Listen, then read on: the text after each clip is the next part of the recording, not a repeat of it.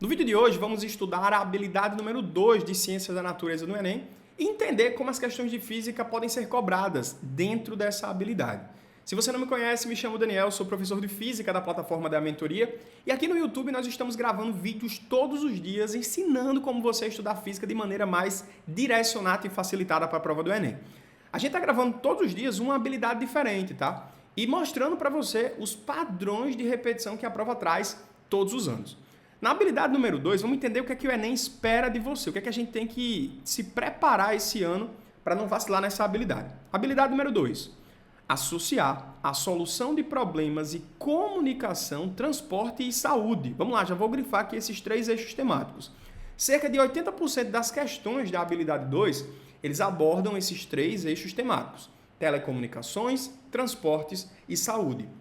E eu já quero que você comece a abrir tua cabeça para lembrar de temas dentro da física que estão relacionados com esses 3 eixos temáticos. Daniel, quando eu falo sobre ondulatória, as ondas de rádio e TV, as ondas de micro-ondas, até os pulsos elétricos, né, no estudo da eletrodinâmica, eu estou fazendo ali, a partir de um uso de uma propriedade da física, meios de transferir informações, seja de maneira eletromagnética, seja de maneira a partir de pulso elétrico. Mas nós temos aqui na ondulatória, na termologia, até mesmo na eletrodinâmica, bons exemplos para falar sobre telecomunicações, certo? E daqui a pouco a gente vai mostrar algumas questões para encaixar na tua cabeça que o eixo de telecomunicações é muito cobrado na prova de física. Inclusive, isso daqui já dá um insight para que você se prepare, você estude, assista às aulas de maneira muito mais focado nisso. Pô, se o professor falar aqui uma aplicação nessa aula e essa aplicação está relacionada a telecomunicações, eu vou lembrar que isso aqui é importante, porque o Enem tem uma habilidade específica e pode cobrar telecomunicações de alguma maneira. Então fica ligado quando o professor falar sobre as aplicações, tá? Segundo eixo temático, fala sobre transporte. Cara, mecânica, cinemática, hidrostática, energia, tem muitos exemplos sobre transporte, tá? Vamos fazer aqui algumas questões daqui a pouco para você instalar isso na tua cabeça e perceber que transporte é importante. E o terceiro é saúde. Claro que saúde é um tópico, né, um eixo temático, que é muito estudado dentro da área de biologia. Mas lembrando, se eu trago aqui um ultrassom, uma ressonância magnética, um desfibrilador, são exemplos claros de aplicações que eu uso dentro da física e no eixo temático de saúde. Então, lembrando, vamos reforçar aqui algumas questões para ficar bem claro como esses eixos temáticos podem aparecer. Mas lembrando, o objetivo principal não é você decorar a habilidade, é você começar a estudar, ouvir o professor, olhar o mundo à tua volta focando nisso. Pô, tem que prestar atenção nas comunicações, no transporte, nas questões de saúde, porque tem uma habilidade específica do Enem que aparece todo ano cobrando esses temas. Lembrando, 80% é esses 3 tópicos. Imagina os outros 20%. Aí a gente pode encontrar, olha só, algo relacionado a desenvolvimento científico e tecnológico, ou seja, inovações tecnológicas. Imagina que o Enem cobre ali uma câmera fotográfica que tem uma lente que vai seletivizar a cor magenta, por exemplo, questão de inovação tecnológica. Imagina que o Enem fala sobre um processo de reciclagem na qual você precisa fazer tal coisa, tal coisa, tal coisa. Inovação tecnológica. Imagina que o Enem aborda ali uma outra questão que fala sobre, sei lá, um estudo de uma partícula que vai entrar em contato com células cancerígenas e fazer um atrito alto ali, vai aquecer a célula e vai matar a célula. Inovação tecnológica voltada à saúde, por exemplo, nesse caso. Então fica ligado para os repertórios, tá? Para os exemplos. E nada melhor do que você aumentar esse repertório do que fazer questão de simulado, questão autoral. E lembra que na plataforma da mentoria a gente tem aqui na descrição do vídeo um link de acesso que você pode resgatar 15 dias, não precisa nem colocar cartão de crédito para você ter contato com essas questões autorais, ter noção dos repertórios que podem aparecer na prova e, claro, chega lá na prova e você está cada vez mais preparado, resolver uma questão em menos de 1 minuto, cara, é muito bom isso, beleza? Vamos lá, vamos passar aqui para o que importa, que é a análise das questões para consolidar bem na cabeça de vocês como esses perfis podem aparecer. A primeira questão que eu trago aqui é a questão número 115 do Enem 2023, uma questão que inclusive teve um nível de dificuldade baixo, tá? Uma questão que valia 450 pontos. Se você já está aqui assistindo, maratonando os vídeos do canal de Física, você já deve ter percebido que se a questão vale 450, eu que tiro 700 pontos tenho que acertar essa questão. Lembra que o Enem trabalha com coerência pedagógica, tá? Então, se eu tiro tal nota, Se uma questão vale 450, obrigatoriamente eu preciso acertar para que meu TRI seja coerente, né? Então vamos lá. Vamos ler aqui a questão 115 de uma questão fácil de física. É comum em viagens de avião sermos solicitados a desligar os aparelhos cujo funcionamento envolva a emissão ou a recepção de ondas eletromagnéticas, como celulares. A justificativa dada para esse procedimento é, entre outras coisas, a necessidade de eliminar fontes de sinais eletromagnéticos que possam interferir nas comunicações via rádio dos pilotos com a torre de controle. Vamos lá, vamos aprofundar um pouco nesse nosso estudo. Se eu pego meu celular aqui e disco um número, esse número ele vai sintonizar, olha as palavras-chave, olha os repertórios, ele vai sintonizar com o telefone de um amigo meu, certo? Claro que existe uma torre de comando aí no meio, né, para fazer essa distribuição do sinal. Mas em resumo, eu e o meu amigo estamos sintonizados na mesma faixa de frequência. Nós estamos em ressonância. Daniel, para que eu consiga me comunicar especialmente com aquele amigo, eu tenho que colocar direitinho o número lá, ajustar para que fique com a mesma frequência, para que a gente consiga se falar de boa. Como é que a gente pode grampear essa ligação? Entrando nessa faixa de frequência. Inclusive, existia antigamente, né, um formato em que 3 pessoas poderiam participar da mesma ligação. Acho que chama-se conferência, né, interconferência, algo desse tipo. Então, 3 pessoas estavam conectadas no mesmo intervalo. Bacana. A mesma coisa acontece quando você está dirigindo ali seu carro numa estrada, liga o rádio, coloca ali uma rádio específica, pronto, você sintonizou com essa rádio. Você está na mesma faixa de frequência dela. Vocês estão em ressonância, vocês estão sintonizados. Às vezes, dá uma chiadinha. Por que chiou, Daniel? Porque muito provavelmente uma outra rádio pirata atravessou o sinal dessa rádio. Então, entramos em ressonância com uma rádio que não tinha o objetivo de estar ali. Mas isso só vai acontecer quando você estiver em ressonância, na mesma faixa de frequência sintonizada. Agora, imagina que você entrou num avião e você vai ligar para tua mãe. Mãe, acabei de entrar na aeronave aqui e daqui a 2 minutos o avião decola. E enquanto isso, o piloto está falando com a torre de controle. E imagina que vocês tenham frequências muito próximas, muito parecidas. Pô, sintonizou também. Gerou uma interferência. Aí está o segundo fenômeno ondulatório dessa questão, interferência. Mas isso só vai acontecer se você tiver faixas de frequências muito parecidas. Vocês estiverem sintonizados. Então a gente marca nessa questão alternativa letra C. Claramente uma questão da habilidade 2. Claramente uma questão que fala sobre comunicação. E olha só, a habilidade número 2 fala associar a solução de problemas de comunicação. Além disso, ele até reforça, né? Perceba que temos um problema de comunicação aqui. E como é que a gente soluciona isso? É o que a Enem vai perguntar para você. A gente soluciona colocando no modo avião e impedindo essas faixas de frequências próximas de sintonizarem. Questão típica do Enem, questão típica sobre a habilidade número 2. Viu como é fácil a interpretação de uma habilidade?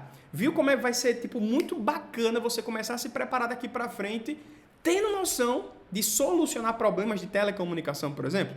É o que a Enem vai cobrar, beleza? Vamos passar aqui para a próxima questão. A gente tem uma questão agora do Enem 2017, uma questão um pouquinho mais difícil, uma questão que vale 550 pontos. Só que agora a gente não vai falar sobre problemas de comunicação. Vamos falar agora sobre problemas de transporte. O eixo temático transporte vai aparecer aqui na questão 93. Vamos lá. Em uma colisão frontal entre 2 automóveis, a força que o cinto de segurança exerce sobre o tórax e o abdômen do motorista pode causar lesões graves nos órgãos internos. Pensando na segurança do seu produto, um fabricante de automóvel realizou um teste com 5 modelos diferentes de cinto. E os testes simularam que a colisão durou 0,3 segundos de duração. Os bonecos que representavam os ocupantes foram equipados com acelerômetros e esses equipamentos registraram o módulo da desaceleração do boneco em função do tempo. Beleza. Daniel, o que eu preciso lembrar aqui nessa questão de repertório? Vamos lembrar que a aceleração ela é uma medida, tá? Inclusive é medida com um equipamento chamado acelerômetro, como apareceu aqui na questão. O acelerômetro é um dispositivo que mede a aceleração. Mas a aceleração é o quê? Nada mais é do que uma medida, um valor, certo? Um registro que reproduz ali o quanto de velocidade você variou. Então, se você estiver correndo e parar, houve ali uma variação de velocidade, houve uma aceleração. Se você estiver parado e começar a correr, houve uma variação de velocidade. Então, a gente pode medir essa variação de velocidade a partir da aceleração. E o ponto mais importante dessa questão é você lembrar uma coisa. O quê? A aceleração, ela produz desconforto fisiológico, certo? Gera desconforto fisiológico. Cara, um exemplo muito comum. Eu estou aqui dirigindo e aperto o acelerador de vez quando o sinal abre. Cara, a minha namorada, ela fica pé da vida, porque na hora que eu aperto ali o pedal do acelerador, o carro vai variar de velocidade, ele vai de 0 a 100 em 4 segundos. Pô, Daniel, qual o carro que você tem? Um Porsche 911. Não, brincadeira, não é, mas na hora que eu aperto ali o pedal do acelerador, esse meu Porsche 911, ele vai passar 3, 4 segundos para sair de 0 a 100. Minha namorada é jogada para trás por inércia e é desconfortável. Desconforto fisiológico. A mesma coisa acontece quando, inevitavelmente, eu vejo um quebra-mola, uma lombada, né? Eu vou, opa, apertei o pé do acelerador, do freio, né? Agora, o carro vai, claro que existe um ABS, inclusive ABS é um tópico dessa habilidade sobre transporte. Apertei o pedal do freio, o carro freou e a minha namorada foi lançada para frente. Claro que ela não bateu a testa no para-brisa do meu Porsche 911, porque ela está com cinto de segurança. Mas o desconforto fisiológico ainda vai acontecer. Por quê? Porque os órgãos internos dela, os fluidos que existem ali, eles podem ser balançados, jogados para frente, para trás por inércia. Aconteceu o desconforto fisiológico. Cara, quem nunca se sentiu desconfortável fisiologicamente andando de montanha-russa? Tô aqui na minha montanha-russa, né? Tipo, pô, massa. Desceu a montanha-russa. Subiu de vez. Ó, nessa descida e subida de vez, gerou um desconforto fisiológico, porque a aceleração centrípeta estava muito presente ali. Cara, alguma coisa vai acontecer. Ou o líquido sai por cima ou o líquido sai por baixo. Mas por inércia ele vai sair. E isso é muito perigoso, é muito desconfortável fisiologicamente falando. Então toma cuidado com isso.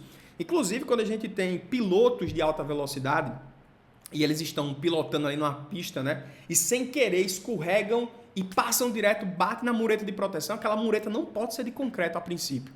Por quê, Daniel? Porque se bater, cara, o concreto não vai deformar e o carro vai se sacudir na parede e a variação de velocidade, sei lá, o carro estava 300 por hora e vai para zero em intervalos de segundos. O desconforto é altíssimo, certo? Então perceba o desconforto alto que acontece nesse processo. Então, Daniel, não é bacana eu variar minha velocidade num tempo muito pequeno, né? De hipótese alguma. Por esse motivo, a gente, para aumentar o tempo desse impacto, ou a estrutura do carro é muito deformável, que a gente chama de cripple zone, né? A região deformável, ou então a gente pode utilizar basicamente ali pneus de borracha para segurar esse impacto, certo? Aumentou o tempo de colisão e eu vou, evidentemente, ali poder gerar essa menor redução de dano. Beleza. Daniel, quando acontece o impacto de um piloto de Fórmula 1 colidir ali com a parede de proteção, o que a gente tem que fazer? Pegar esse piloto, levar para a emergência rapidamente, porque ele pode ter sofrido uma hemorragia interna. Então perceba que os órgãos internos ali colidiram com a caixa torácica por inércia. O cérebro do indivíduo pode balançar e ele bater ali atrás da testa, né? O córtex pré-frontal bater ali na parte craniana, pode gerar uma hemorragia interna. Então você tem que levar ele para ficar de observação 24 horas ali no hospital, porque caso a hemorragia possa acontecer, né? Se reproduza, o cara já vai estar num ambiente que vai estar cercado ali de paramédicos e aquela coisa toda. Então fica ligado nisso. Questão sobre transporte é assim que o Enem cobra. Olha a pergunta da questão. Qual modelo de cinto de segurança oferece menor risco de lesão interna? Aquele que vai ter a menor aceleração, certo? E aquele que vai produzir o maior tempo de variação de velocidade, né? Então, olha só.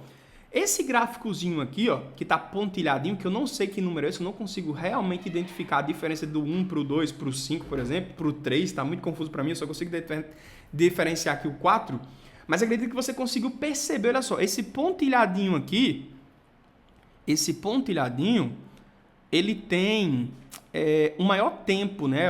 Nada, né? Mas tem um aqui que tem um tempo maior, certo? Esse aqui tem um tempinho um pouco maior, né? Esse fechadinho. Mas a aceleração desse pontilhadinho é muito menor. Então, entre esses dois, eu vou escolher aquele que tem um maior tempo e menor aceleração, que seria, olha só, esse pontilhadinho aqui. Então, o cinto pontilhadinho é o que vai menor gerar danos para mim, né? Exatamente. E a gente pode perceber, olha só, esse aqui de cima, esse grandão aqui, ó, tendo uma aceleração muito presente, ou seja, o carro variou de velocidade muito bruscamente. E temos também aqui o que a gente pode falar o menor tempo. Então, esse pontilhadinho seria o mais adequado e esse outro aqui seria o menos adequado, certo? Perfeito. Vamos passar aqui para a próxima questão, né? Perfeito. Próxima questão, vamos lá. Agora a gente está diante de uma questão que agora vale 750 pontos. É uma questão um pouco mais difícil. A gente falou sobre questões de comunicação, questões de transporte, agora vamos falar sobre questões de saúde, certo? É uma questão que é um pouco mais difícil e fala a seguinte coisa, foi questão do Enem 2020, né? O desfibrilador salva a vida de pessoas que estão acometidas por ataques cardíacos ou arritmias. A gente falou sobre o desfibrilador, né? Que é aquele dispositivo que tem um capacitor. O que é o capacitor? É um dispositivo eletrônico que acumula cargas elétricas e essas cargas elétricas elas são liberadas para o circuito elétrico de maneira instantânea. Eu apertei no botão, dei um desfibrilador aqui, ó, pegue carga elétrica no peito desse cara. Brum. Lembrando que uma arritmia ou um processo de ataque cardíaco vai ser a batida do coração que vai ficar meio que descalibrada, né? Ele está batendo e vibrando ali, aí a gente dá um choque, brum, uma descarga elétrica quase instantânea para que o músculo do miocárdio ele contraia. Lembrando que um dos efeitos da corrente elétrica, né, é a contração muscular. Lembra que o músculo cardíaco é um músculo, tem um tecido muscular ali. Na hora que você libera a corrente elétrica ali, 2 pontos, né, brum, o que acontece? Contração e ele começa a bater de forma ordenada como existia. Aí ele continua, usando o desfibrilador, ele pode fornecer uma energia para o coração por meio de um choque elétrico, para que ele volte a pulsar normalmente como ritmo normal, como eu falei. Um socorrista dispõe de um desfibrilador com capacitor de 70 microfarads, que é a unidade da capacitância, né?